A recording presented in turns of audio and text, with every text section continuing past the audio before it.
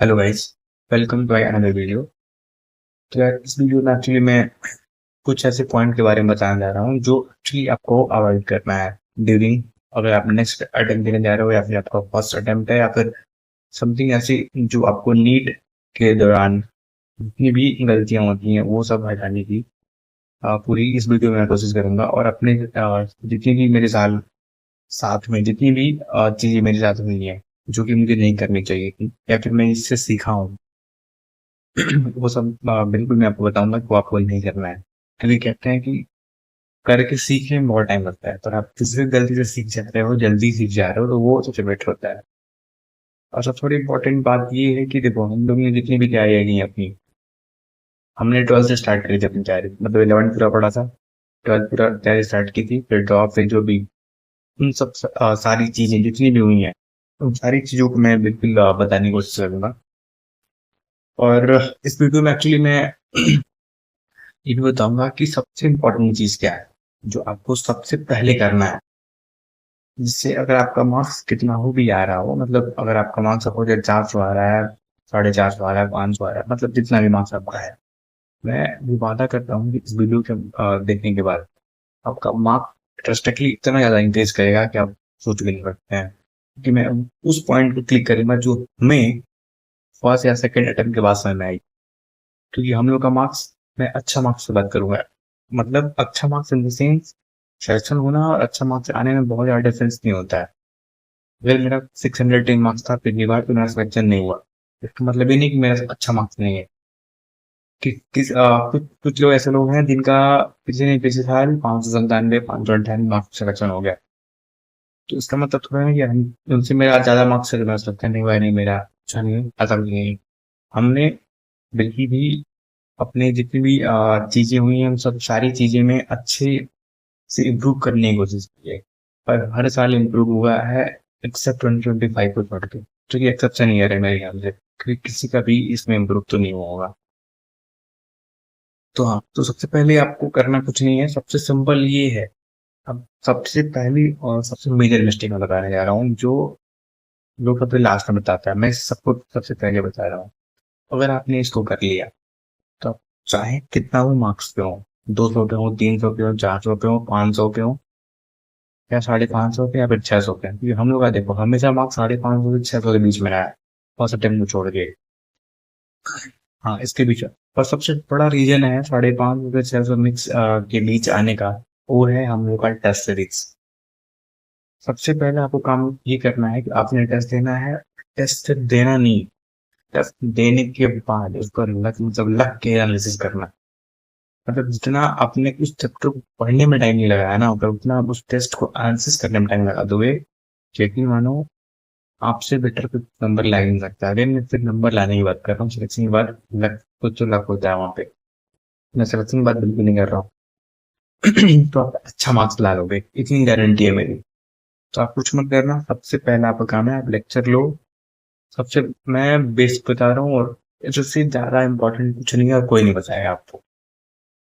सबसे पहला और सबसे लास्ट, इसके अलावा कुछ नहीं करना है आपको। आप चाहे मॉड्यूल लगाओ नहीं लगाओ, चाहे आप किसी अदर टेस्ट सीरीज का अदर कोचिंग का मॉड्यूल करो या फिर अपनी कोचिंग का, मैटर नहीं करता है। मैं जो बताने जा रहा हूँ वो आप बात कर लो। आप अच्छा मार्क्स ला लो, अच्छा इन द सेंस 550 से ऊपर मार्क्स रहेगा। और 550 से ऊपर मार्क्स को अच्छा मार्क्स कहते हैं। तो इतने टफ एग्जाम में 720 में से 500 लाना, 550 लाना बहुत बड़ा और टास्क है एक्चुअली। तो सिंपल, सबसे सिंपल बात, आपको कुछ नहीं करना है, आपको अपना किसी भी टीचर से आप पढ़ रहे हो उसका लेक्चर लेना है। तो लेक्चर का एक एक क्वेश्चन आपके दिमाग में क्लिक करना चाहिए कि हाँ इसका प्रोसेस ये है, इसका प्रोसेस ये है, पहला स्टेप। दूसरा स्टेप, आपको डायरेक्ट पीवाईक्यू करना है, नीट का पीवाईक्यू करना है। मन करे तो जेई का भी कर लो, पर अगर अभी आपका स्टार्टिंग है तो आप नीट का ही पीवाईक्यू करो। और आप ऐसा टेस्टर को चुनो जो चैप्टर वाइज टेस्टिंग करा रहा हो, या फिर एक या दो चैप्टर को मिक्स कर रहा हो, ज्यादा चैप्टर को मिक्स नहीं कर रहा हो, जैसे न्यूलाइट। न्यूलाइट कोचिंग मैं प्रमोट बिल्कुल नहीं कर रहा हूँ, पर हाँ इसका एक पीसीटी करके टेस्ट सीरीज आता है, मतलब फिजिक्स केमिस्ट्री, इसमें चैप्टर वाइज होता है। ऐसा टेस्ट सीरीज को मैं जंप वगैरह, ये नहीं कि आप उसी को करो, ऐसा कुछ नहीं है। मैं एग्जाम्पल दे रहा हूँ कि आप ऐसे टेस्ट पढ़ो जो मैक्स टू मैक्स 1 या 2 चैप्टर को लेके चले। मतलब 45 क्वेश्चन को रिफाइंड करके देगा आपको। आप जब एक मॉड्यूल लगा रहे होगे तो उसमें आप 200 क्वेश्चन सॉल्व करोगे ना, तो 200 क्वेश्चन में से कम 50 क्वेश्चन ऐसे और रिपीटेड होगा। तो अगर सपोज दैट आप वर्क और एनर्जी का क्वेश्चन सॉल्व कर रहे हो, तो W equal to F into D X पे आप सपोज दैट 4-5 क्वेश्चन लगा लिया, इसका मतलब कोई नहीं होता है। आप वही क्वेश्चन एक बार लगाओगे, आप दिमाग क्लिक कर जाएगा। आप समझ गए ना, हम ऐसा क्वेश्चन आया तो ऐसे मैं रिपीट करके निकाल लूंगा। तो टेस्ट सीरीज में एक्चुअली क्या होता है ना कि एक क्वेश्चन का 4 कॉन्सेप्ट मिक्स होता है। अगर आप अच्छी टेस्ट सीरीज ले रहे हो तो एक क्वेश्चन पे 4 या 5 मिक्स रहेगा एक्चुअली। तो आपको सिर्फ यही करना है और पेपर दे के आने के बाद आएगा। इतना अच्छे से एनालिसिस करना उसको कि मतलब बहुत अच्छे से पूरा पेपर का एक्चुअली जो सार है, आप पूरा ले उसको। मतलब जितना टाइम अपने लेक्चर को देखने में 7-8 लेक्चर लिया होगा ना लिखने में, उससे कम बिल्कुल नहीं लो। जितना टाइम मांग रहा है आपका टेस्ट सीरीज, जितना टाइम मांग रहा है एनालिसिस करने को, अब पूरा का पूरा दो। और इससे बेटर कोई कुछ नहीं है। कितना हो मॉड्यूल लगा लो, कुछ भी करें, नंबर इंक्रीज नहीं होगा जब तक आप टेस्ट का एनालिसिस नहीं करोगे। तो मेरे पिछली बार 350 मार्क्स तब आए हुए, और 350 मार्क्स आने का एक ही रीजन है, एनसीईआरटी को पढ़ना। और एनसीईआरटी को पढ़ना कैसे पढ़ना? टेस्ट सीरीज के माध्यम से पढ़ना। गए टेस्ट दिए, टेस्ट देने के आने के बाद तुरंत जो भी गलती हुआ, हम इसको तुरंत लाइन करते थे हम लोग। नहीं सर, हमारे दोस्तों को कॉल किए, तुरंत उसी टाइम पे डिस्कस करो। बाद के लिए छोड़ोगे ना तो फिर बाद ही रह जाएगा, आई थिंक टाइम लगता जाएगा और वो बात कभी खत्म नहीं होगा।